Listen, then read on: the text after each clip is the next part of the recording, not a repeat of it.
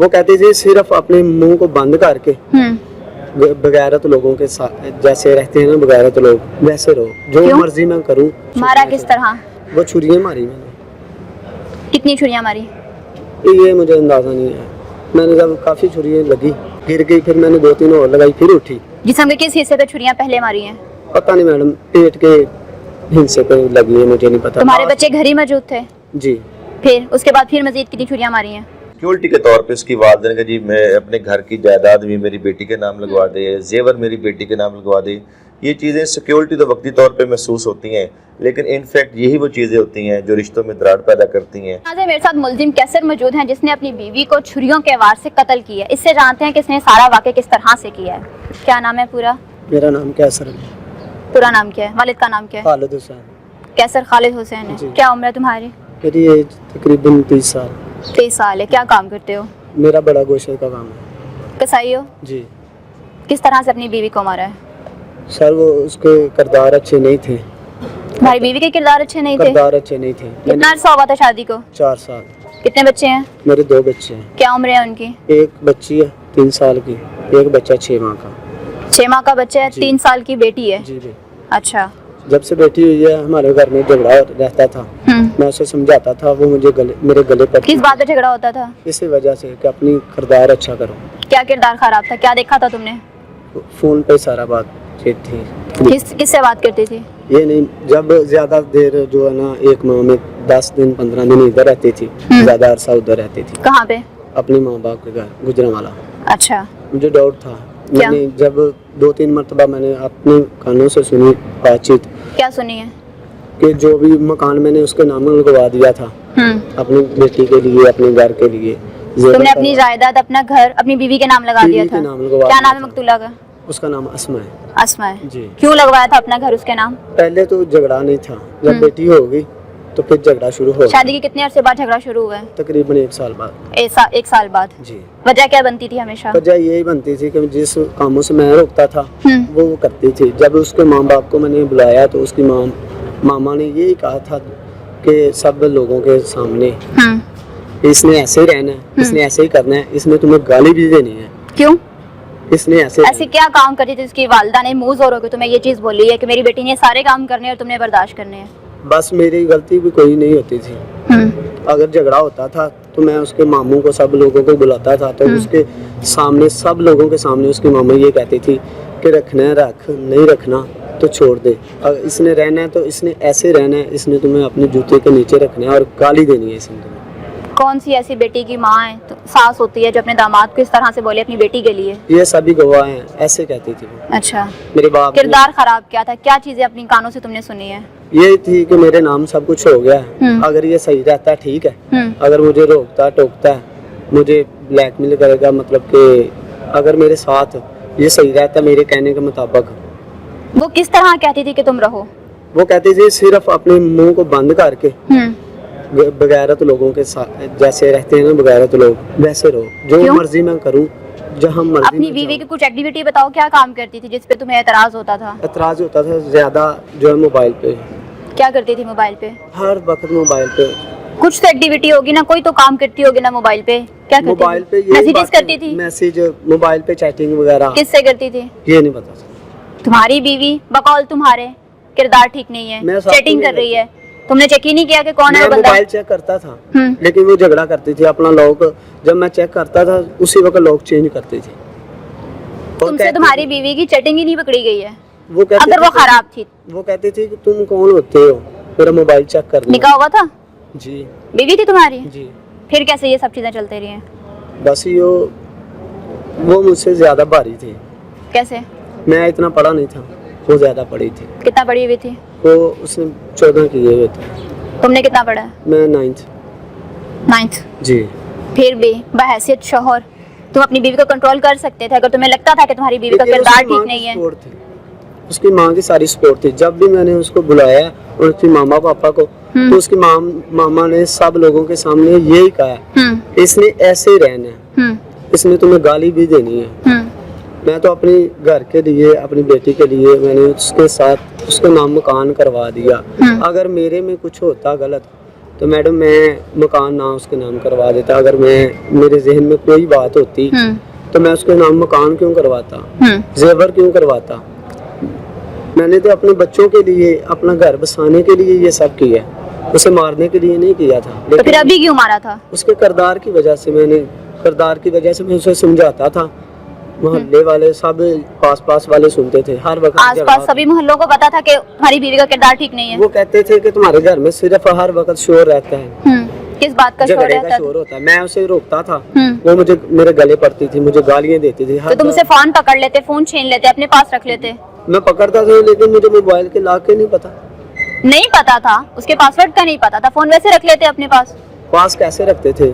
जब तो वो ये मसला होता था तो उसी वक्त मैं अपनी मामा को फोन कर देती थी। उसकी मामा कहती थी इधर आ जाओ, छोड़ दो इसे छोड़ दो, मैं तुम्हारी शादी कहीं और कर दूंगी। तुम्हारी साइड पे कोई नहीं था बोलने के लिए? मेरी साइड पे कोई भी नहीं था। जब कोई भी आता था तो मेरा बाप भी कहता था अब क्या करे। कौन कौन है तुम्हारे साथ रहता? मेरे साथ मैं अकेला घर में रहता। अच्छा, तुम और तुम्हारी फैमिली रहती थी, बीवी बच्चे? जी हाँ, मेरी फैमिली रहती थी। मेरे माँ बाप दूसरी शिफ्ट मकान में होते थे, तकरीबन 10 से 12 घर दूर है मेरे वालिदैन का घर। कितना अरसा ये मामला चलता रहा? झगड़े वाला जब से तकरीबन बेटी हुई है उसके बाद झगड़ा ही है। उसके बाद झगड़ा रहा है? उसके बाद फिर ये अपने माँ बाप के घर जो अच्छा, मुझे एक बात बताओ, तुम्हें ये इशू था कि फोन यूज करती है जी, क्या तुमने इसको कभी कुछ गलत देखा था? मैंने सुना था। क्या सिर्फ यही किसने मेरे नाम जगह करा दी है और अब मैं जब चाहे इसको छोड़ के जा सकती हूँ? जी, मैं सिर्फ यही सुना था जिसको ये बात कह रही थी? आगे मैं कौन तुमसे था? शादी करवा दूंगी। मुझे नहीं पता मैडम। नहीं पता? नहीं। तुमने कभी कोई मर्द नहीं देखा? नहीं। कभी कोई कॉल्स नहीं देखी? और ये मैंने अपने कानों से 2 मरतबा सुना। कॉल्स लोग देखी कभी? नहीं। नंबर देखा? नहीं, कभी नहीं देखा। बकौल तुम्हारे वो चैटिंग कर रही है, वो चैटिंग के मैसेजेस देखे कभी? मैडम 3-4 सिम में। मेरे सवाल का जवाब दो, चैटिंग के मैसेजेस देखे? वो वॉइस मैसेज पे काम ज्यादा। चलो वॉइस मैसेजेस कभी देखे तुमने? मेरे जब मैं उसका मोबाइल पकड़ता ही नहीं था, जब मैं पकड़ता था फिर तुम इतनी श्योरिटी से कैसे कह सकते हो कि तुम्हारी बीवी फोन करती है, चैट करती है, वॉइस नोट करती है? जो बंदा उसके साथ रहता है मैडम, उसको सब पता होता है। अभी बात पे आए हो, तुम उसके साथ रहते थे, जी। तुम्हें डाउट था कि तुम्हारी बीवी गलत है, गलत काम कर रही है, जी। फोन पकड़ लेते।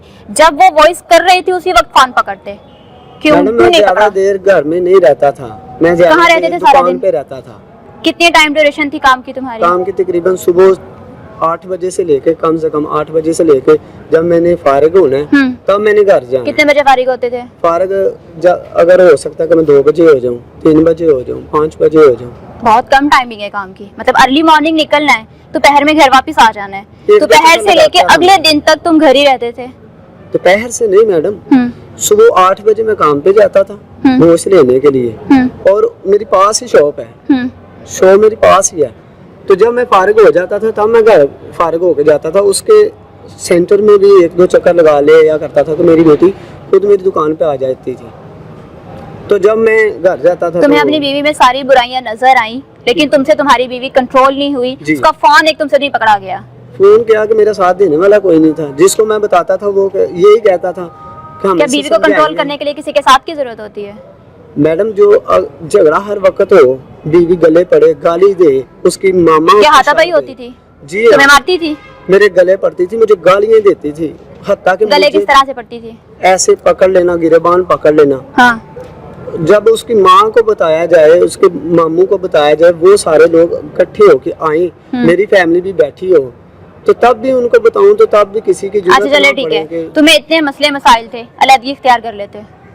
मैडम मुझे तो ये था कि मैंने अपने घर बसाने के लिए, अपने बच्चों के लिए इसके नाम ये मकान करवा दिया। अगर मुझे डाउट होता कोई, मतलब कि अगर मैंने इसे मारना होता तो मैं इतना अपना मकान क्यों इसके नाम करवाता। बच्चों के लिए, बच्चों के की खातिर महफूज मैंने फ्यूचर के लिए तुमने उसका साथ अपने दिया साथ रखा उसको। जी, मैंने फिर उसका अभी साथ क्यों दिया। मारा? अभी तुम्हें बच्चों का फ्यूचर नजर नहीं आया? फ्यूचर नहीं, जब मुझे ये मैंने देखा कि मेरी बीवी के किरदार नहीं अच्छे हो रहे, ये अपनी मनमर्जी कर रही है, इसे ये तो तुम पिछले 3 साल से भी देख रहे हो। समझ मुझे गुस्सा आया, मैंने फिर मार दिया। जिस दिन तुमने कत्ल किया उस दिन एग्जैक्टली हुआ क्या है?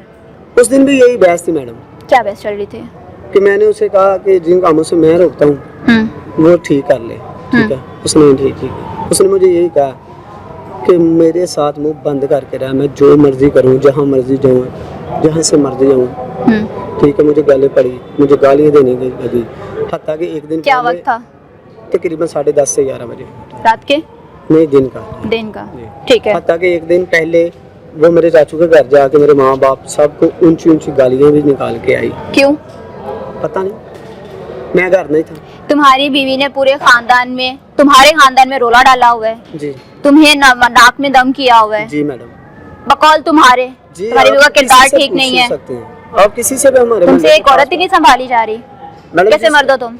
मैडम जब अगर जिसके साथ सपोर्ट हो, माँ की सपोर्ट हो, उसके मामू चाचू की सपोर्ट हो, तो अकेला बंदा क्या कर सकता है? वो सभी को कह सकता है, तो बराए मेहरबानी से समझाएं। अच्छा, जिस दिन कत्ल होगा उस दिन का सारा बकवा बताओ, क्या हुआ था उस दिन? यही हुआ था। लड़ाई झगड़ा चला, 10:30 से 11 बजे तक लड़ाई चलती जी, रही मैं है। दुकान से घर आया हूँ। हम्म, घर आके मैंने उसे खाना मंगाया, हम्म, ठीक है। आगे से उसने मुझे यही बात की है, उसने बोला तुम कल बैठे थे घर वालों के पास, मेरे मामू वगैरह लोग आए थे, तुमने उनके पास बैठ के मुझे बातें की है। तुम्हें मैंने कितनी मर्तबा कहा है कि जहाँ मैंने कहा आसमान तुम्हारा किरदार नहीं मुझे अच्छा लगता, अपना किरदार अच्छा करो।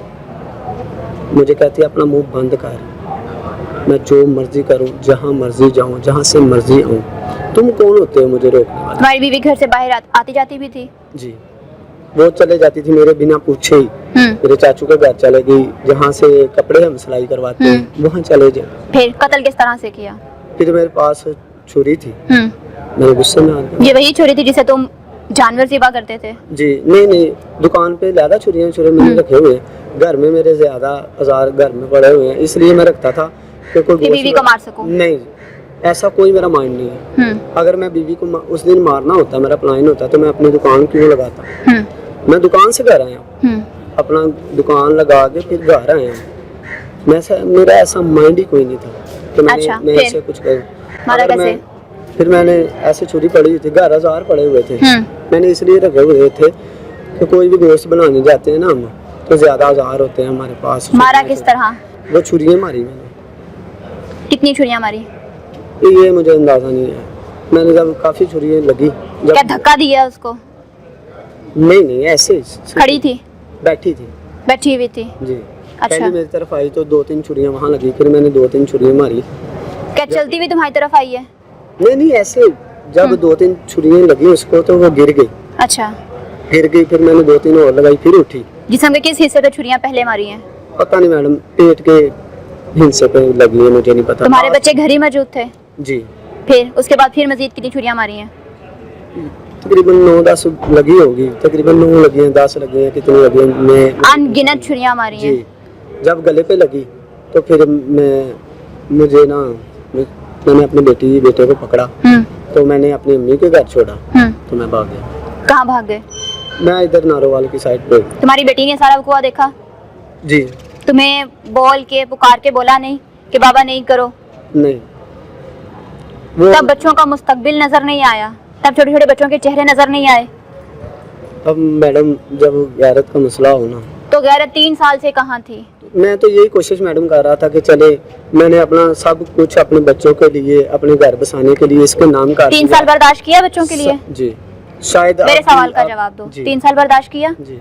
ज्यादा मसला था, अलहदगी इख्तियार कर लेते, छोड़ देते, उसके मायके छोड़ाते, उसको मारने से क्या हक मिलना था? बस गुस्से में आके मैंने ये किया। गुस्से में आके किया? जी। अभी बच्चों का क्या मुस्तकबिल है? बच्चे, बेटी है ना तुम्हारी? एक बेटी है, एक बेटा है। बेटियों की जिंदगी बहुत नाजुक होती है, पता है? जी मैडम। उसको माँ और बाप दोनों का सहारा चाहिए होता है। माँ को तो मार दिया, बाप जेल चला जाएगा, बच्चियां दर बदर। जी मैडम। दर बदर। जी मैडम। अपनी जिंदगी का क्या? अपनी जिंदगी का सोचा है? अभी यही है कि जेल काटोगे? जी मैडम। क्या कहना चाहोगे? बस ये इंतबाज है कि गलती मुझसे हो गई है, गुस्से में आके। अगर मैं छोड़ देता तो शायद इस ये वक्त ना आता। क्या तुम्हें लगता है तुम्हें माफी मिलेगी? नहीं। अगर वो मैडम ये कहना चाहता हूँ कि अगर खुदा और सबसे मैं माफ़ी का तलबगार हूँ, अगर वो माफ़ कर देते। उनसे पहले अपने बच्चों से माफ़ी मांगो।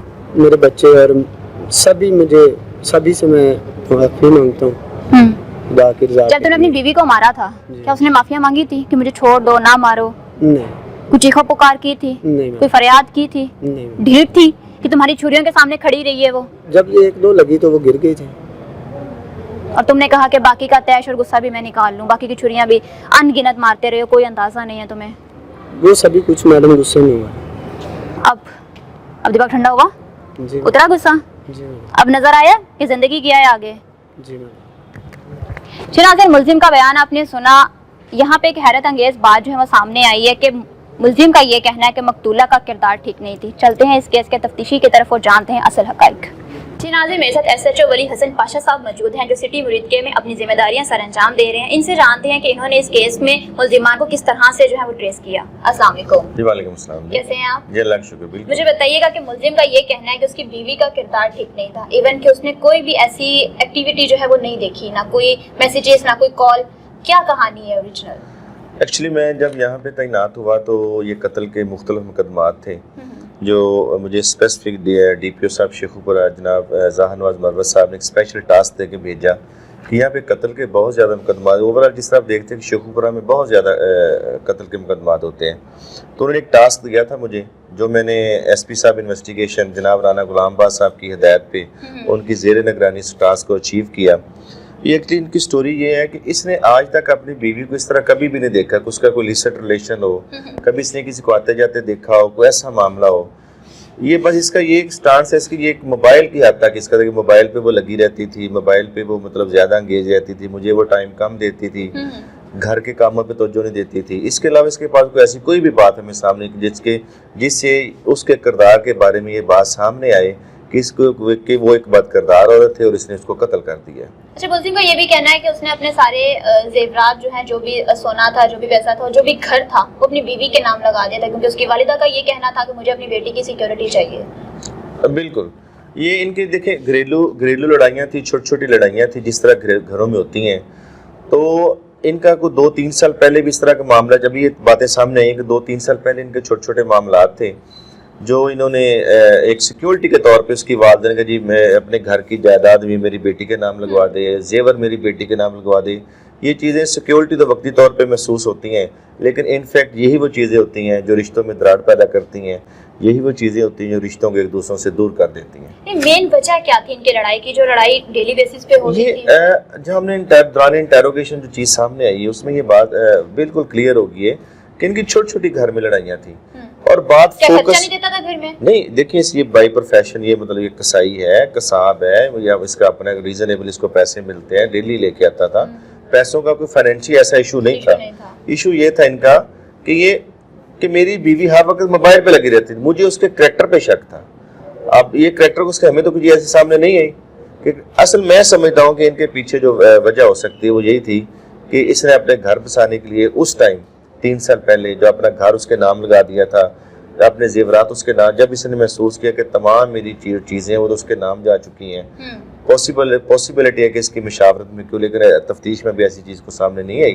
तफ्तीश अभी जारी है, इंशाल्लाह जो भी मुख्तलिफ क्लूज़ मिलेंगे वो भी सामने आ जाएंगे।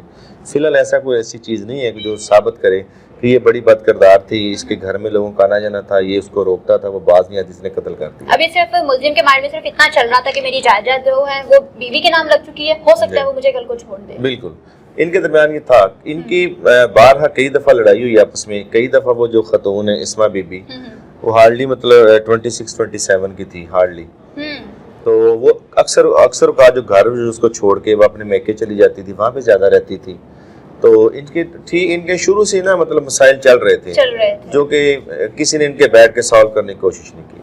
एंड देन ये निकला कि एट द एंड ये कत्ल हो गया बेचारे। थैंक यू सो मच वली साहब, आपने जो है आपकी टीम ने बहुत मेहनत करके इस केस को सॉल्व आउट किया और इसका सारा सहरा ऑब्वियसली आप ही के सर जाता है। थैंक यू सो मच अपना कीमती वक्त देने के लिए।